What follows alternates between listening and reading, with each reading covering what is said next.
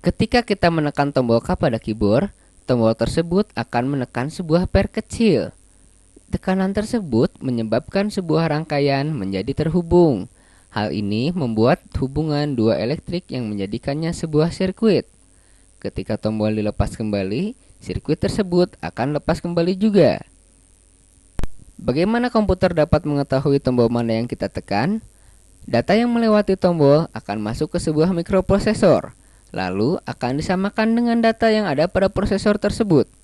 Data ini akan digunakan untuk mengidentifikasi huruf dalam alfabet. Mikroprosesor ini menurunkan sinyal pada RAM, dan pada RAM langsung diproses.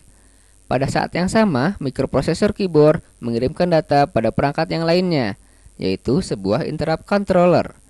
Hal ini menghentikan semua kegiatan yang dikerjakan oleh komputer dan memberi perhatian pada sinyal dari keyboard. Selanjutnya, sinyal dikirimkan ke CPU, lalu ke chip ROM BIOS, dan kembali pada keyboard controller.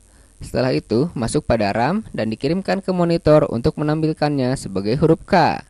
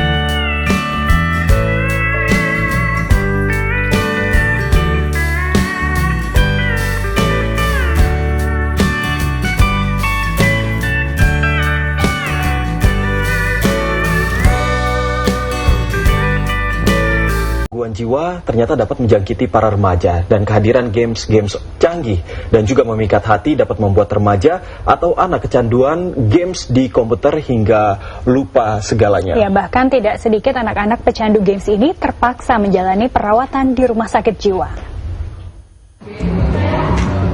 Sebut saja namanya Riko. Riko baru berumur 16 tahun, namun ia sudah putus sekolah. Orang tua Riko membawa Riko ke rumah sakit jiwa Suharto Herja di Grogol, Jakarta 6 hari lalu karena tidak mampu mengendalikan Riko yang gemar mengamuk, terutama saat dilarang bermain games online di komputer. Dulu mah sering, sekarang udah jarang, udah kagak, bosen. Dulu dari jam belajar dari jam 9 sampai jam 7 pagi.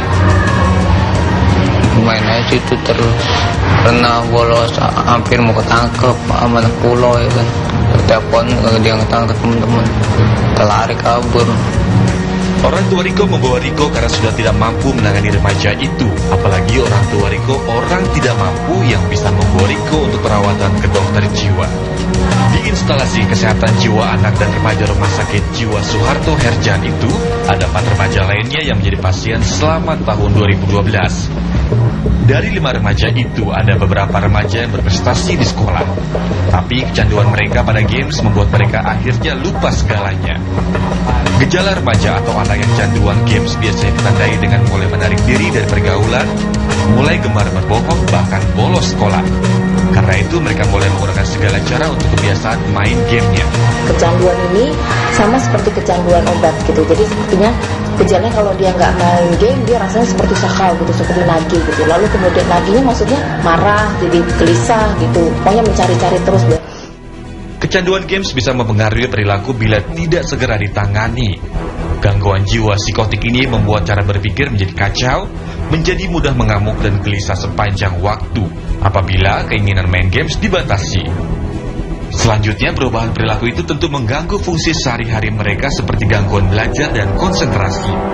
Sebagai langkah pencegahan awal, sebaiknya orang tua memberikan kesempatan bermain games hanya pada saat hari libur dengan didampingi, termasuk menyeleksi jenis games yang dimainkan. Selain games edik atau kecanduan permainan, gangguan jiwa yang rentan menimpa anak-anak dan remaja adalah conduct disorder atau gangguan tingkah laku. Lebih dari 15% remaja di Jakarta mengalami gangguan jiwa ini. Serangkaian bentuknya seperti aksi tawuran, bullying baik melalui kata-kata maupun tindakan, penggunaan obat-obatan terlarang dan berbagai tindak kekerasan lainnya. Peran orang tua dan lingkungan menjadi faktor utama untuk mencegah conduct disorder ini. Agung Karsena, Hari Info, Jakarta.